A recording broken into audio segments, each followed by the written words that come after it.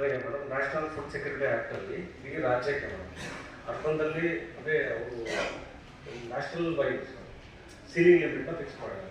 ಅರ್ಬನ್ದಲ್ಲಿ ಎಷ್ಟು population people eligible ಇದೆ, ರೂರಲ್ದಲ್ಲಿ ಎಷ್ಟು ಪಾಪ್ಯುಲೇಷನ್ ಪೀಪಲ್ ಎಲಿಜಿಬಲ್ ಇದೆ, ಇದು ಸ್ಟೇಟ್ ವೈಸ್ ಬಂದಿದೆ. ಸೊ ಅರ್ಬನ್ನಲ್ಲಿ 50%, ರೂರಲ್ದಲ್ಲಿ 70% ಅಂತ ರೇಷನ್ ಫಿಕ್ಸ್ ಮಾಡಿದ್ದಾರೆ. ಮಾಡಿಬಿಟ್ಟು ನಮ್ಮ ರಾಜ್ಯಕ್ಕೆ ಒಟ್ಟು 4,01,93,000 ಸೀಲಿಂಗ್ ಇದೆ. ಅಷ್ಟು ಜನ ಎಲಿಜಿಬಲ್ ಪೀಪಲ್ ಕಾರ್ಡ್ಸ್ ಎಲಿಜಿಬಲ್ 4,01,93,000 ಜನ ಪೀಪಲ್ ಕಾರ್ಡ್ಸ್ ಹೋಗೋದಕ್ಕೆ ಎಲಿಜಿಬಲ್ ಅಂತ ಇದ್ದಾರೆ. ಸೊ ಇಷ್ಟು ಜನರಿಗೆ ನಾವು ಸೆಂಟ್ರಲ್ ಅಲ್ಲಿ ಕವರ್ ಮಾಡ್ತಾ ಇದ್ದೀವಿ. ಅದನ್ನು ಹೊರತುಪಡಿಸಿ ಮೇಡಮ್ ನಮ್ಮ ರಾಜ್ಯದಲ್ಲಿ ಜೂನ್ ತಿಂಗಳಲ್ಲಿ ನಾವು ಡೇಟಾಬೇಸ್ ತಗೊಂಡ್ರೆ ಅರೌಂಡ್ 16 ಲಕ್ಷ ಕಾರ್ಡ್ಸ್ ನಮ್ಮ ರಾಜ್ಯದ ಪೀಪಲ್ ಕಾರ್ಡ್ಸ್ ಇದ್ದಾರೆ. ಅದಕ್ಕೆ 43 ಲಕ್ಷ ಜನ ಬೆನಿಫಿಷರೀಸ್ ಇದ್ದಾರೆ. ಸೊ KPA ಪ್ಯಾರಾಮೀಟರ್ಸ್ ಈಗ ಅವ್ರು ಏನು ಹೇಳ್ತಾ ಇದ್ದಾರೆ, ನಾವು ಹೆಚ್ಚುವರಿ ಕೊಟ್ಟಿದ್ದೀವಿ ಪರಿಶೀಲನೆ ಮಾಡಿ ಅಂತ ಹೇಳ್ತಿದಾರಲ್ಲ, ಹೆಚ್ಚುವರಿ ಕೊಟ್ಟಿದ್ದು ಪರಿಶೀಲನೆ ಮಾಡಿ ಅಂತಲ್ಲ, ಕೇಂದ್ರ ಸರ್ಕಾರದವರು 14 ಮಾನದಂಡಗಳನ್ನು ಗುರುತಿಸಿಬಿಟ್ಟು, ಫಾರ್ ಎಕ್ಸಾಂಪಲ್ 1 ಲಕ್ಷಕ್ಕಿಂತ 20,000 ಇನ್ಕಮ್ ಲಿಮಿಟ್ಸ್ ಇರೋರು, GST ಪೇಮೆಂಟ್ ಮಾಡ್ತಿರೋರು, 3 ಹೆಕ್ಟೇರ್ಗಿಂತ ಜಾಸ್ತಿ ಜಮೀನು ಹೊಂದಿರೋರು, ವೈಟ್ ಬೋರ್ಡ್ಸ್ ಇರೋರು. ಸೊ ಈ ಥರ ಒಂದು 14 ಪ್ಯಾರಾಮೀಟರ್ಸ್ ಇದೆ ಮೇಡಮ್. ನಮಗೆ ನಾನು ಕೊಟ್ಟಿದ್ದೀನಿ ಮೇಡಮ್ ನನ್ನ ರಿಪೋರ್ಟಲ್ಲಿ. ಈ 14 ಪ್ಯಾರಾಮೀಟರ್ಸಲ್ಲಿ 7,76,000 ಫಲಾನುಭವಿಗಳಿಂದ ಗುರುತಿಸಿದ್ದಾರೆ. ಗುರುತಿಸ್ಬಿಟ್ಟು ಇದು ಶಂಕಾಸ್ಪದ ಫಲಾನುಭವಿಗಳು ಅಂತ ಹೇಳಿದ್ದಾರೆ. ಡಿಲೀಟ್ ಮಾಡಿ ಅಂತ ನಮಗೆ ಎಲ್ಲಿ ನೇರವಾಗಿ ಹೇಳಿಲ್ಲ. These are the suspected beneficiaries which need to be verified at the field level and appropriate action should be taken ಅಂತ ಇದೆ ಮೇಡಮ್ ಡೈರೆಕ್ಷನ್ಸ್.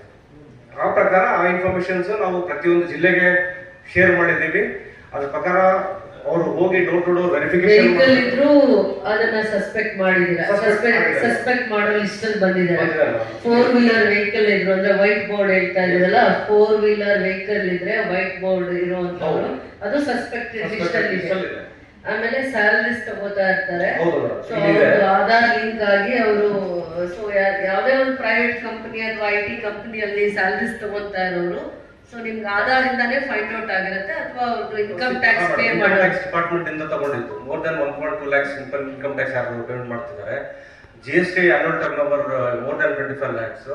ಆಮೇಲೆ ಇಂಡಿವಿಜುವಲ್ ಡೈರೆಕ್ಟರ್ಸ್ ಇದ್ದಾರೆ ಕೆಲವೊಂದು ಸಂಸ್ಥೆಗಳಲ್ಲಿ. ಆಮೇಲೆ ಡೂಪ್ಲಿಕೇಟ್ ರೇಷನ್ ಕಾರ್ಡ್ಸ್ ಇದೆ, ಇಂಟರ್ ಸ್ಟೇಟ್ ಇದೆ, interstate duplicate ration cards ಇದೆ. ಆಮೇಲೆ RC ಅಂದ್ರೆ ಬೆನಿಫಿಷರೀಸ್ ಮೋರ್ ದನ್ 100 years ಆ ತರ ಜನರು ಇದ್ದಾರೆ. ಆಮೇಲೆ 6 ತಿಂಗಳಿಂದ 12 ತಿಂಗಳಿಂದ ರೇಷನ್ನೇ ತಗೊಂಡಿಲ್ಲ.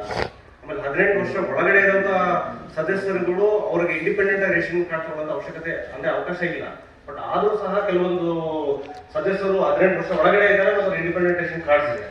ಈ ತರ 14 ಪ್ಯಾರಾಮೀಟರ್ಸ್ ಅನ್ನ ಐಡೆಂಟಿಫೈ ಮಾಡಿ ನಮಗೆ ರಾಜ್ಯಾದ್ಯಂತ 7,76,000 ಜನ ಬೆನಿಫಿಷರೀಸ್ ಒಂದು ಸಸ್ಪೆಕ್ಟೆಡ್ ಲಿಸ್ಟ್ ಕೊಟ್ಟಿತ್ತು. ಅದು ಸೆಂಟ್ರಲ್ ಗೌರ್ಮೆಂಟ್ ಕೊಟ್ಟಿರೋದು, ಸೆಂಟ್ರಲ್ ಗೌರ್ಮೆಂಟ್ ಕೊಟ್ಟಿರೋದು. ಹಾಗಾದ್ರೆ ಇವ್ರು ಅದನ್ನೆಲ್ಲ ಸೆಂಟ್ರಲ್ ಗೌರ್ಮೆಂಟ್ ಕೊಟ್ಟಿರೋ ಎಲ್ಲ ಪ್ರೊಸೀಜರ್ ಫಾಲೋ ಮಾಡಿ ನಮಗೆ BPL ಕಾರ್ಡ್ಸ್ ನ ಎಷ್ಟು 7 ಲಕ್ಷದಲ್ಲಿ KGFಗೆ ಎಷ್ಟು ಸಸ್ಪೆಕ್ಟೆಡ್ ಲಿಸ್ಟ್ ಅಲ್ಲಿ ಬರ್ತಾ ಇದಾರೆ ಅಷ್ಟು ಜನನು ಇವರು ಹೋಲ್ಡ್ ಮಾಡಿದ್ದಾರೆ.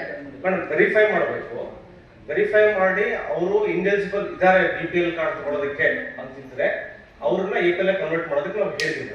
ಹೇಳಿ ಇವರು ಕೋಲಾರ ಜಿಲ್ಲೆಯಲ್ಲಿ ಆತರ ಸಸ್ಪೆಕ್ಟೆಡ್ ಲಿಸ್ಟ್ ಅಲ್ಲಿ ಇರುವಂತವ್ರು ಎಷ್ಟು ಬೆನಿಫಿಷಿಯರಿ ಇದ್ದಾರೆ, ಇವರು ವೆರಿಫೈ ಮಾಡಿ BPL ಅವ್ರನ್ನ APL ಗೆ ಕನ್ವರ್ಟ್ ಮಾಡಿರೋರು ಎಷ್ಟು ಜನ ಅಂತ ಹೇಳಿ ಇವರು. ಇದು ಸೆಂಟ್ರಲ್ ಗೌರ್ಮೆಂಟ್ ಪ್ಯಾರಾಮೀಟರ್ಸ್ ಕೊಟ್ಟಿದ್ದಾರೆ. ಆ ಗೈಡ್ಲೈನ್ಸ್ ಮೇಲೆ ಫುಡ್ ಡಿಪಾರ್ಟ್ಮೆಂಟ್ ಅವರು ಎಷ್ಟು ನಂಬರ್ BPL ಕಾರ್ಡ್ ನ APL ಆಗಿ ಕನ್ವರ್ಟ್ ಮಾಡಿದ್ದಾರೆ. ಮೇಡಮ್ ನಮಗೆ KPA ರಿಪೋರ್ಟ್ ಪ್ರಕಾರ 20,020 ಸಸ್ಪೆಕ್ಟೆಡ್ ಲಿಸ್ಟ್ ಕೊಟ್ಟಿದ್ದಾರೆ ಮೇಡಮ್ ಇಡೀ ಜಿಲ್ಲೆ. KGFಗೆ ಬಂದ್ಬಿಡಿ ಹಾಗೆ ಇದು ಟೋಟಲ್ ಇದೆ ಮೇಡಮ್. ಅದರಲ್ಲಿ 15,327 ಕಾರ್ಡ್ನ BPL ಇಂದ APL ಕನ್ವರ್ಟ್ ಮಾಡಿದ್ವಿ ಮೇಡಮ್. ಎಷ್ಟು?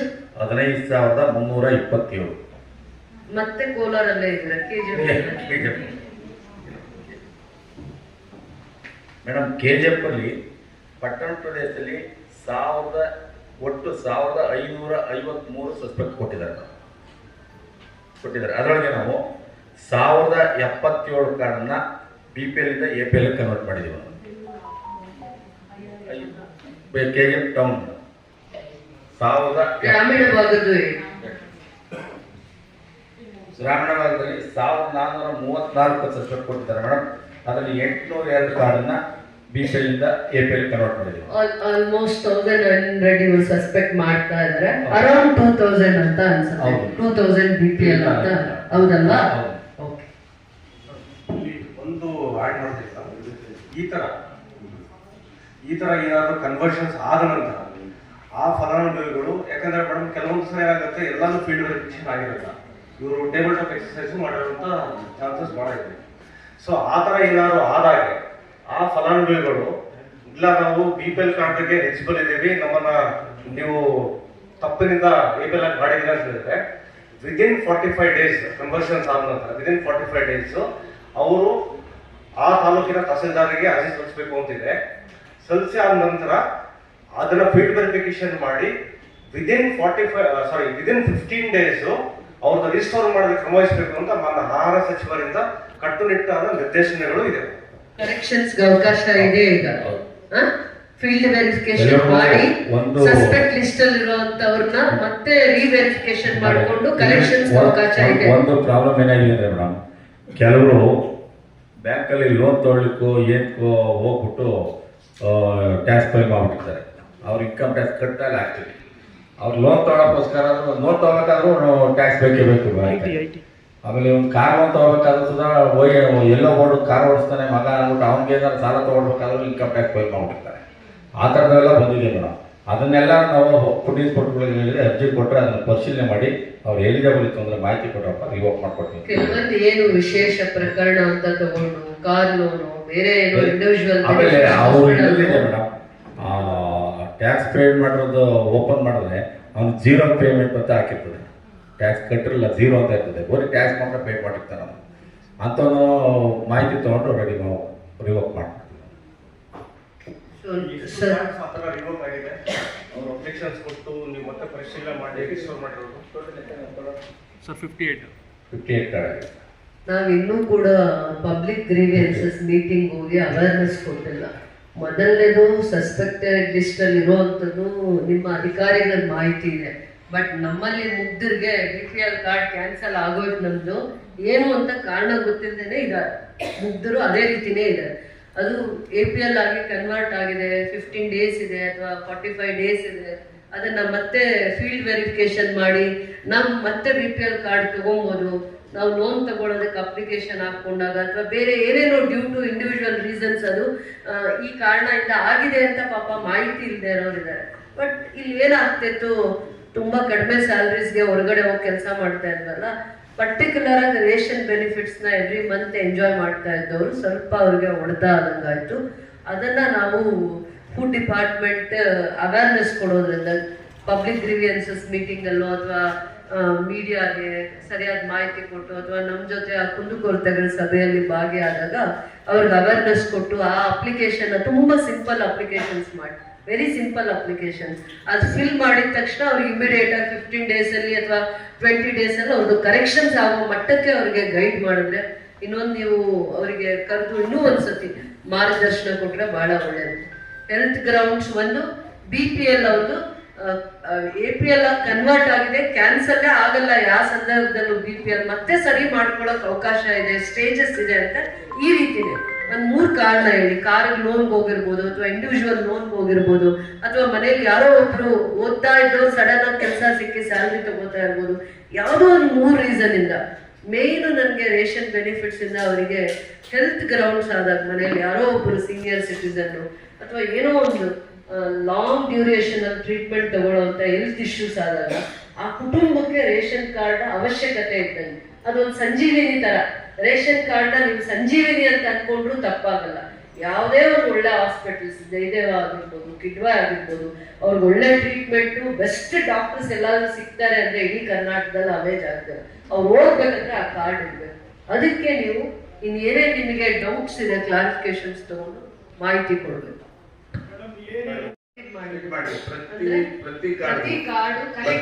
ಪ್ರತಿ ಸದಸ್ಯರಾಗಿದೆ ಮೇಡಮ್. ಈ ಹುಟ್ಟಿದ ಮಗುದು ಸುಧಾ ಅವರು ಆಧಾರ್ ಕಾರ್ಡ್ ಮಾಡ್ತಿರ್ತಾರೆ, ತಂದೆ ತಾಯಿಯರ ಪಯ ಕೊಟ್ಟು ಆಧಾರ್ ಕಾರ್ಡ್ ಮಾಡ್ತಿರ್ತಾರೆ, ಆ ಮಗುದು ಸುಧಾ ಆಧಾರ್ ಕಾರ್ಡ್ ಲಿಂಕ್ ಆಗಿರ್ತದೆ. ನಮ್ಮಲ್ಲಿ ಒಂದು ಕ್ಲಾರಿಫಿಕೇಶನ್, ಅವರು ಹೇಳಿದಾಗೆ BPL ಕಾರ್ಡ್ ಇದ್ರೆ ಇನ್ಕಮ್ ಸರ್ಟಿಫಿಕೇಟ್ ಕೊಡ್ತೀವಿ ಅಂತ ಹೇಳೋದು ಇದು ರಿವರ್ಸ್ ಇನ್ಫಾರ್ಮೇಶನ್ ಕೊಡ್ತಾ ಇರೋದು. ನನಗೆ ಅದು ಗೊತ್ತಿಲ್ಲ ಈ ತಾಲೂಕಲ್ಲಿ ಆ ಥರ ಏನಾದ್ರು ಇದೆಯಾ ಅಂತ. ಯೂಶಲಿ ಇನ್ಕಮ್ ಆಧಾರದ ಮೇಲೆ BPL ಕಾರ್ಡ್ಸ್ನ ಕೊಡೋದು ಪ್ರವೃತ್ತಿ ಇದೆ. ಈಗ ನಮ್ಗೆ ಯಾರಾದರೂ ಅಪ್ಲಿಕೇಶನ್ಸ್ BPL ಕಾರ್ಡ್ ಬೇಕು ಅಂತ ಹಾಕಿದ್ರೆ ನಾವು ಅವ್ರದ್ದು ಇನ್ಕಮ್ RD ನಂಬರ್ ತೊಗೊಂಡ್ಬಿಟ್ಟು ನಾಡ ಕಚೇರಿಯ ಮೂಲಕ ಆ ಇನ್ಕಮ್ನ ವೆರಿಫೈ ಮಾಡಿಕೊಂಡು 1,20,000 ಕಡಿಮೆ ಇತ್ತು ಅಂತ ಹೇಳಿದ್ರೆ ಇನ್ಕಮ್ ಅವರಿಗೆ ನಾವು BPL ಕಾರ್ಡನ್ನು ಪ್ರೊಸೆಸ್ ಮಾಡೋದಕ್ಕೆ ಅವಕಾಶ ಇದೆ. ಬಟ್ ಇವ್ರು ಹೇಳೋ ಪ್ರಕಾರ BPL ಕಾರ್ಡ್ ಇದ್ದರನ್ನೇ ಇನ್ಕಮ್ ಸರ್ಟಿಫಿಕೇಟ್ ಕೊಡ್ತೀರಾ ಅಂತ ಹೇಳೋದು ನಾನು ಫಸ್ಟ್ ಟೈಮ್ ಕೇಳ್ತಾ ಇದ್ದೀನಿ. ಇಲ್ಲ ಹಂಗೆ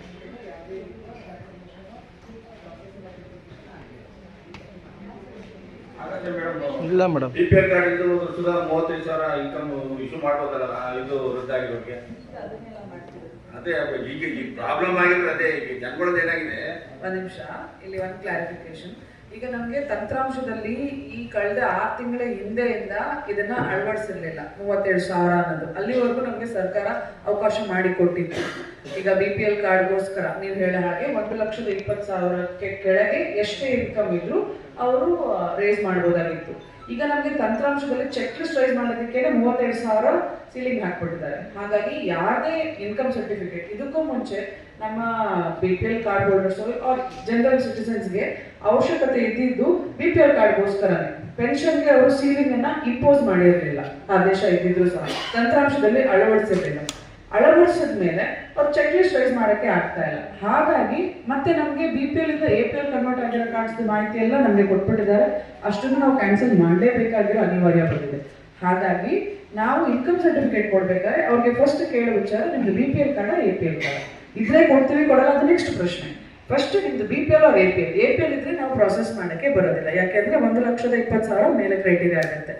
ಒಂದು ಎರಡನೇದು ಇನ್ಕಮ್ ಸರ್ಟಿಫಿಕೇಟ್ 37,000 ಅನ್ನೋದು ತಂತ್ರಾಂಶದಲ್ಲಿ ಅಳವಡಿಸಿದ ಮೇಲೆ ಈಗ ಎಲ್ಲರದ್ದು ನಾವು ಪರಿಶೀಲನೆ ಮಾಡ್ತಾ ಇದ್ದೀವಿ. ಯಾವುದನ್ನು ನಾವು ಏಕಾಏಕಿ ಕೊಡ್ತೀವಿ ಬಿಡ್ತೀವಿ ಅನ್ನೋದು ಮಾಡ್ತಾ ಇಲ್ಲ. ನಾವು ಅವ್ರಿಗೆ ಪರಿಶೀಲನೆ ಮಾಡ್ತಾ ಇದ್ದೀವಿ. ಯಾವ ರೀತಿ ಇವ್ರದ್ದು ಇನ್ಕಮ್ ಕನೆಕ್ಟ್ ಆಗಿದೆ ಅದನ್ನು ನೋಡಿದ ನಂತರ ಸ್ಥಳ ತನಿಖೆ ಮಾಡಿ VRI ವರದಿ ಪಡ್ಕೊಂಡು ಆ ನಂತರವೇ ಕೊಡ್ತಾ ಇದ್ದೀವಿ. ಸೊ BPL ಕಾರ್ಡ್ ಇದ್ರೆ ಇನ್ಕಮ್ ಸರ್ಟಿಫಿಕೇಟ್ ಅನ್ನೋದು ತಪ್ಪು ಮಾಹಿತಿ. ಇನ್ನೊಂದು ಕ್ಲಾರಿಫಿಕೇಶನ್ ಮೇಡಮ್, ನಮಗೆ ಪಡಿತರ ಚೀಟಿಯಲ್ಲಿ ಗಂಡು ಮಕ್ಕಳಿದ್ರೆ ಅಂಥವ್ರಿಗೆ ಪೆನ್ಷನ್ನು ಬರೋಲ್ಲ ಅಂತ ಒಂದು ಅವೇರ್ನೆಸ್ ಕ್ರಿಯೇಟ್ ಆಗಿದೆ ಮೇಡಮ್. ಕೆಲವರು ಈಗ ಏನಾಗ್ತದೆ ಅಂದರೆ ಪಡಿತರ ಚೀಟಿಯಲ್ಲಿ ಅವ್ರ ಗಂಡು ಮಕ್ಕಳ ಹೆಸರನ್ನ ಡಿಲೀಟ್ ಮಾಡಿಸ್ಕೊಂಡು ಇದು ಡಿಲೀಟ್ ಮಾಡಿ ಅಂತ ಬರ್ತಾರೆ ನಮ್ಮ ಬಳಿ. ಇದದ್ದು ಒಂದು ಸಿಂಪಲ್ ಕ್ಲಾರಿಫಿಕೇಶನ್ ಏನಂದ್ರೆ, ಈಗ ತಂದೆ ತಾಯಿ ಮಕ್ಕಳ ಮೇಲೆ ಅವಲಂಬಿತರಾಗಿದ್ದಾಗ ಆ ಮಕ್ಕಳು ಗಂಡು ಮಕ್ಕಳೇ ಆಗಿರ್ಲಿ ಹೆಣ್ಣು ಮಕ್ಕಳೇ ಆಗಿರ್ಲಿ ಅವರ ಆದಾಯ ನಮಗೆ ಕುಟುಂಬ ಸಾಫ್ಟ್ವೇರ್ ಮುಖಾಂತರ ಇದು ಫೆಚ್ ಆಗ್ತಾ ಇದೆ. ಹಾಗಿದ್ರೆ ಈಗ ಒಂದು ಕುಟುಂಬದ ಪ್ರತಿ ಪೆನ್ಷನರ್ಗೆ ನಾವು ಇಂಡಿವಿಜುವಲ್ ಇನ್ಕಮ್ ಮಾಡಿಸಿಲ್ಲ ಇಲ್ಲಿವರೆಗೂ, ವಾರ್ಷಿಕ ಕುಟುಂಬದ ಆದಾಯ ಅಂತಾನೆ ತಗೊಂಡಿದೀವಿ ಇನ್ಕಮ್ ಸರ್ಟಿಫಿಕೇಟ್ ಅಲ್ಲಿ. ಸೊ ವಾರ್ಷಿಕ ಕುಟುಂಬದ ಆದಾಯ ಅಂತ ತಗೊಳ್ಬೇಕಾದ್ರೆ ಆ ಗಂಡು ಮಗು ಆ ಹೆಣ್ಣು ಮಗು ಯಾರು ಸಂಪಾದಿಸಿದಾರೋ 1,20,000 ಮೇಲೆ ಅವ್ರದ್ದು ಇನ್ಕಮ್ ಇಲ್ಲಿ ಹೆಚ್ಚಾಗೋದ್ರಿಂದ ಆ ವಾರ್ಷಿಕ ಕುಟುಂಬದ ಆದಾಯ 32,000 ಅಂತ ಕೊಡ್ಬೇಕಾದ್ರೆ ನಮ್ಗೆ ಅಲ್ಲಿ ಕಷ್ಟ ಆಗುತ್ತೆ. ಸೊ ಅದಕ್ಕೋಸ್ಕರ ಈ 32,000 ಕ್ರೈಟೀರಿಯಾನ ಹ್ಯಾಂಡಲ್ ಮಾಡೋದಕ್ಕೋಸ್ಕರ ನಾವು ಆ ಪಾಯಿಂಟ್ನ ನಾವು ಅವ್ರಿಗೆ ಕನ್ವೆ ಮಾಡ್ತಾ ಇದ್ವಿ. ಅದು ಅವ್ರು ಮಾಡಲೇಬೇಕಂತಲ್ಲ, ಅದು ಅವರ ವಿವೇಚನೆಗೆ ಬಿಟ್ಟಿದ್ದು. ಸೊ ಅವ್ರು ನಮಗೆ ಯಾವ ತರ ಮಾಹಿತಿ ಒದಗಿಸ್ಕೊಡ್ತಾರೋ ಅದನ್ನ ನಾವು ದಾಖಲಾತಿಗಳ ಮುಖಾಂತರ ತಗೊಂಡು ನಾವು ಕ್ರಮ ವಹಿಸ್ತೀವಿ. ಇನ್ನೊಂದು ಪ್ರಕಾರ ಏನಾಗುತ್ತೆ ಅಂದರೆ, ಕುಟುಂಬದಲ್ಲಿ ನಾನು ನನ್ನ ಹೆಂಡತಿ ನನ್ನ ಮಕ್ಕಳು ಇಬ್ಬರು ಇದ್ದಾಗ ನನ್ನ ಮಕ್ಕಳು ಆದಾಯವನ್ನು ಕನ್ಸಿಡರ್ ಮಾಡ್ಕೊಳ್ತೀವಿ. ಅದರಿಂದ ನಮ್ಮ ಮಕ್ಕಳದ ಡಿವೈಡ್ ಮಾಡಿ ಅವ್ರ ಹೆಸರು ಕ್ಯಾನ್ಸಲ್ ಮಾಡಬೇಕು ಅನ್ನೋ ರೀತಿಯಲ್ಲಿ ಹೇಳ್ತಾ ಇದ್ದೀವಿ ಮೇಡಮ್. ಈಗ ಏನಾಗುತ್ತೆ ಅಂದರೆ, ಪಡಿತರ ಚೀಟಿಯಲ್ಲಿ ಅವರಿಬ್ಬರ ಹೆಸರನ್ನ ಕ್ಯಾನ್ಸಲ್ ಮಾಡಿದ್ರೆ ನಾವು ಪಡಿತರ ಚೀಟಿ ಅವ್ರಿಗೊಂದು ಕೊಡ್ಬೇಕಾದ್ರೆ ಪಡಿತರ ಚೀಟಿ ಸಂಖ್ಯೆ ಇದ್ದಾನೆ ಒಂದೇ ಕುಟುಂಬ ಪಡಿತರ ಚೀಟಿ ಸಂಖ್ಯೆ ಆಗುತ್ತೆ. ಈಗ ಅದು ನಮಗೆ ನಮ್ಮಲ್ಲಿ ಆದೇಶ ಆ ಥರ ಅಪ್ಪನೊಂದು ಕಾರ್ಡು ಮಗನೊಂದು ಕಾರ್ಡು ಅಂತ ಇಲ್ಲ ಮೇಡಮ್. ಒಂದು ಕುಟುಂಬ ಅಂದರೆ ಒಂದು ಕುಟುಂಬ ಪಡಿತರ ಚೀಟಿ ಇದೆ. ಈಗ ಅದನ್ನು ಡಿವೈಡ್ ಮಾಡೋಕ್ಕೆ ಆಗಲ್ಲ ಮೇಡಮ್, ನಮಗೆ ಅದು ತೊಂದರೆ ಆಗುತ್ತೆ. ನಾಳೆಗೆ ಅದನ್ನು ಡಿವೈಡ್ ಮಾಡಿಕೊಟ್ಬಿಡ್ತಂದ್ರೆ ಅವನಿಗೊಂದು ರೇಷನ್ ಕಾರ್ಡ್ ಕೊಡ್ಬೇಕಾಗತ್ತೆ, ಅವನ ಕುಟುಂಬಕ್ಕೊಂದು ರೇಷನ್ ಕಾರ್ಡ್ ಕೊಡ್ಬೇಕಾಗತ್ತೆ. ಇದು ಪ್ರಾಬ್ಲಮ್ ಇದೆ ಮೇಡಮ್. ಈಗ ಆ ಮಾನದಂಡ ಇದ್ದರೆ ನಾವು ಈಗೇನು 28,000 BPL ಕಾರ್ಡ್ ಇದೆ ನಮ್ಮ KGF ಟೌನಲ್ಲಿ, ಇನ್ನು 28,000 BPL ಕಾರ್ಡ್ ಕೊಡ್ಬೇಕಾಗತ್ತೆ. ಆದರೆ ಕುಟುಂಬ ಇರೋದು ಬರೀ 28,000. 28,000ಕ್ಕೆ 56,000 ಕಾರ್ಡ್ ಕೊಡೋಕ್ಕಾಗಲ್ಲ ಮೇಡಮ್. ಕೇಂದ್ರ ನಿಮ್ಮ ಆಫೀಸಲ್ಲಿ ಆಗ್ಲೇಬೇಕು. DC ಇಂದ ಬರ್ತಾರೆ, ತಹಸೀಲ್ದಾರ್ ಇಂದ ರೆಫರ್ ಮಾಡ್ತಾರೆ, ಅವ್ರ ಕೆಲಸ ಅವ್ರು ಮಾಡಿ ಲಿಮಿಟ್ ಆಗ್ತಾರಲ್ಲ, ಅದನ್ನ ನಾನು ಟಾರ್ಗೆಟ್ ಮಾಡಲ್ಲ. ಏನೇ ಒಂದು ಹೆಲ್ತ್ ಇಶ್ಯೂ ಅಂದ್ರೆ, ಒಬ್ರು ಸರ್ಜರಿ ಇರುತ್ತೆ, ಕ್ಯಾನ್ಸರ್ ಪೇಷಂಟ್ ಇರ್ತಾರೆ, ಜಯದೇವಾಗ ಹೋಗ್ತಾರೆ, ರೇಷನ್ ಕಾರ್ಡ್ ಇದೆ ಅಂತ ಹೋಗೋ ಅಷ್ಟ್ರಲ್ಲಿ ಕೇಳ್ತಾರೆ, BPL ಕಾರ್ಡ್ ಇರಲ್ಲ. ಇಮಿಡಿಯೇಟ್ ಆಗಿ ಹೆಲ್ತ್ ಗ್ರೌಂಡ್ಸ್ ಮೇಲೆ, ನೀವು ಮೊನ್ನೆ ನನಗೆ ಮೀಟಿಂಗ್ ಅಲ್ಲಿ ಸರ್ಕ್ಯುಲರ್ ಕೊಟ್ಟಾಗ ಮಾತ್ರ ಆಗ್ತಾ ಇದೆ, 1 or 2 ಡಿಸೀಸಸ್ಗೆ ಇಮಿಡಿಯೇಟ್ ಆಗಿ ಎನಿ ಇಂಡಿವಿಜುವಲ್ಗೆ BPL ಕಾರ್ಡ್ ಕೊಡ್ಬೋದು ಹೆಲ್ತ್ ಗ್ರೌಂಡ್ ಮೇಲೆ ಅಂತ ಅಂದ್ಬಿಟ್ಟು. ಇವೆಲ್ಲಾನು ಕೂಡ ನಿಮ್ಮ ಆಫೀಸ್ ಹತ್ರ ಮತ್ತೆ ತಾಲೂಕು ಆಫೀಸ್ ಹತ್ರ ನೋಟಿಸ್ ಬೋರ್ಡ್ ಅಲ್ಲಿ ತುಂಬಾ ಅರ್ಥ ಆಗುವಂತ ಎಲ್ಲ ಇದನ್ನ ಆ ಸನ್ನಿವೇಶನಗಳನ್ನ ಮೆನ್ಷನ್ ಮಾಡಿ ಆ ನೋಟಿಸಸ್ ಇರ್ಬೇಕಾಗುತ್ತೆ ಬೋರ್ಡ್ ಮೇಲೆ. ಅದಾದ್ಮೇಲೆ ಇವ್ರ ಸರ್ವಿಸಸ್ ಕೂಡ ಆ ವಾರ್ ಫುಟ್ ಅಲ್ಲಿ ಕೊಡುವಂಥದ್ದು ಇರ್ಬೇಕು. ಬೇಕು ರೇಷನ್ ಕಾರ್ಡ್, ನಮ್ಮ ಮನೇಲಿ ಈ ತರ ತಂದೆ ತಾಯಿ ತಾತ ಅಜ್ಜಿ ಯಾರೋ ಒಬ್ರು ಹೆಲ್ತ್ ಇಶ್ಯೂಸ್ ಅಲ್ಲಿ ಇದ್ದಾರೆ, ಜಯದೇವಾಗೆ ಬೇಕು, ಕಿಡ್ವಾಗೆ ಬೇಕು, ಇನ್ಯಾವುದೋ ಒಂದು ಸರ್ಜರಿಗೆ ಬೇಕು ಅಂತಂದ್ರೆ ಕೊಡೋದಕ್ಕೆ ಇವರಿಗೆ ದಾರಿ ಗೊತ್ತಿರ್ಬೇಕು.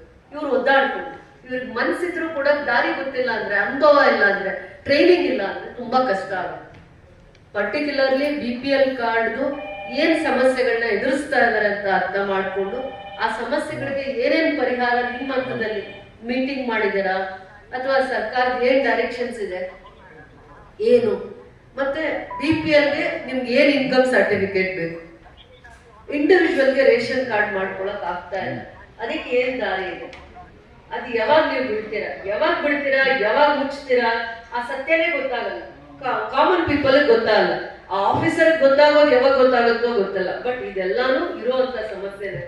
ಈಗ ನೀವು ಸರಿಯಾದ ಇದಕ್ಕೆ ಪರಿಹಾರ ಕೊಟ್ಟಲ್ಲ ಅಂದ್ರೆ ಸದನದಲ್ಲಿ ನಾನು ಪ್ರಶ್ನೆ ಮಾಡ್ಬೇಕಾಗುತ್ತೆ, ಅದು ನಿಮಗೆ ಮುಜುಗರ ತರ್ಬೋದು. ಅದಕ್ಕೆ ನಾನು ಮುಂಚೆನೆ 10 ದಿನ ಇದೆ ನಮ್ಗೆ ಸದನ, ಅಲ್ಲೇ ನಾನು ಮಾತಾಡ್ಬೇಕಾಗತ್ತೆ. ಇದರಲ್ಲಿ ಇಡೀ ಕೋಲಾರ ಜಿಲ್ಲೆಯಲ್ಲಿ ಹೆಚ್ಚಿನ ಸಂಖ್ಯೆಯಲ್ಲಿ, ರಾಜ್ಯದಲ್ಲಿ ನಾವು 2ನೇ ಸ್ಥಾನದಲ್ಲಿ ಬರ್ತೀವಿ. ಜಾಸ್ತಿ ಜನ ಕಾರ್ಮಿಕರು ಇರುವಂತ KGF ಕ್ಷೇತ್ರಕ್ಕೆ ಏನು ಸೌಕರ್ಯದಿಂದ ವಂಚಿತರಾಗಿದ್ದಾರೆ, ಅವರಿಗೆ ನಾವು ಯಾವ ರೀತಿ ಮಾಹಿತಿಯನ್ನ ಕೊಡಬೇಕು, ಮತ್ತೆ ಅವ್ರ ಸಮಸ್ಯೆಗಳಿಗೆ ಸ್ಪಂದಿಸುವಂತ ಪ್ರಯತ್ನ ಮಾಡೋದಕ್ಕೆ ನೀವು ಪ್ರಿಪೇರ್ ಆಗಿ ಬಂದಿದ್ದೀರಾ ಅನ್ನುವಂಥದ್ದು ಮಾಹಿತಿ ಕೊಡಿ. ಮೇಡಮ್, ನಾನು ಬೆಂಬಲಲ್ಲಿ ಕೆಲಸ ಮಾಡ್ತಾ ಇದ್ದೀನಿ. ಅಪಾಯಿಂಟ್ಮೆಂಟ್ ನನ್ನ BPL ಕಾರ್ಡ್ ಯೂಸ್ ಮಾಡ್ತಾ ಅಲ್ಲ, ಬೆಂಬಲಲ್ಲಿ ಏನಾಗಿ ಕೆಲಸ ಮಾಡ್ತಾ ಇದ್ದಾರೆ? ಅಪಾಯಿಂಟ್ಮೆಂಟ್ ಆಗಿದೆ ನನಗೆ. ನಿಮ್ಗೆ ಬೆಂಬಲಲ್ಲಿ ಅಪಾಯಿಂಟ್ಮೆಂಟ್ ಆಗಿ? ನಂದು 2011 ಅಪಾಯಿಂಟ್ಮೆಂಟ್ ಆಯಿತು. ಬಿಫೋರ್ ಬಂದು ನಾನು BPL ಕಾರ್ಡ್ ಯೂಸ್ ಮಾಡ್ತಾ ಇದ್ದೆ. ಆಮೇಲೆ ಕರ್ನಾಟಕ ಸರ್ಕಾರದ ಒಂದು ಆದೇಶದ ಪ್ರಕಾರ ಸರೆಂಡರ್ ಮಾಡಬೇಕಂತಲ್ಲ, ಅವಾಗ ಸರೆಂಡರ್ ಮಾಡಿದ್ದೀನಿ. ಆವಾಗಿಂದ ಇಲ್ಲಿ ತನಕ ನನಗೆ APL ಕಾರ್ಡ್ ಸಿಗ್ತಾ ಇಲ್ಲ, ಮಾಡೋಕ್ಕಾಗ್ತಾ ಇಲ್ಲ. APL ಸಿಗ್ತಾ ಇಲ್ಲ? ಇಲ್ಲ ನೀವು BPL ಕಾರ್ಡ್ ಸರೆಂಡರ್ ಮಾಡಿದ್ರೆ ಅಥವಾ ರದ್ದು ಮಾಡಿರಲ್ಲ, ಸರೆಂಡರ್ ಮಾಡಿದ್ದೀನಿ, ನೋಟ್ ಮಾಡಿರ್ತಾರೆ. ಅದೇ ಕಾರ್ಡ್ APL ಕಾರ್ಡ್ ಪರಿವರ್ತನೆ ಆಗಿತ್ತು. ಇಲ್ಲ ಹಳೆ ಕಾರ್ಡ್ ತಗೊಂಡ್ಬಂದು ಚೆಕ್ ಮಾಡ್ಕೊಂಡು ತಗೊಂಡ್ಬಂದಿ, ಜೆರಾಕ್ಸ್ ತಗೊಂಡು ಬಂದೀನಿ. ಕೊಡಿ ಮೇಡಮ್, ಆಧಾರ್ ಇರ್ತದೆ madam, health card, ration card ಇಲ್ಲ ಮೇಡಮ್. ಹೊಸ ರೇಷನ್ ಕಾರ್ಡ್ இல்லையா? அப்ளை பண்ண மேடம். எப்போ அப்ளை பண்ணிருக்கீங்க? அப்பதிலிருந்து உங்களுக்கு கார்டே இல்லையா? என்ன வேலை பண்றாங்க உங்க வீட்டுக்காரர்? என்ன வேலை வேலை பண்ணாரு மேடம். இந்த ஸ்கீம் வரவே கேன்சல் பண்ணிட்டோம் கார்டு. அப்போ பசங்க தனியா பண்ணாங்க, எந்த இல்லாத போயிடுச்சு மேடம். எந்த அவங்க ரேஷன் கார்டுல பேர் இல்லை. இப்போ ப்ரொசீஜர் அது அப்ளை பண்றதுக்கு, ஹெல்த் எமர்ஜென்சிக்கு ஒரு BPLக்கு அப்ளை பண்றதுக்கு என்ன ப்ரொசீஜர் இருக்குதோ அவர் ஃபுட் இன்ஸ்பெக்டர் உங்களுக்கு அந்த சிம்பிள் ப்ரொசீஜர் சொல்லி கொடுக்குறாங்க. இப்போ நீங்க அப்ளை பண்ணிருந்தா உங்களுக்கு 15 days முன்னால நாங்க அந்த கார்டு பண்ணி கொடுப்போம்.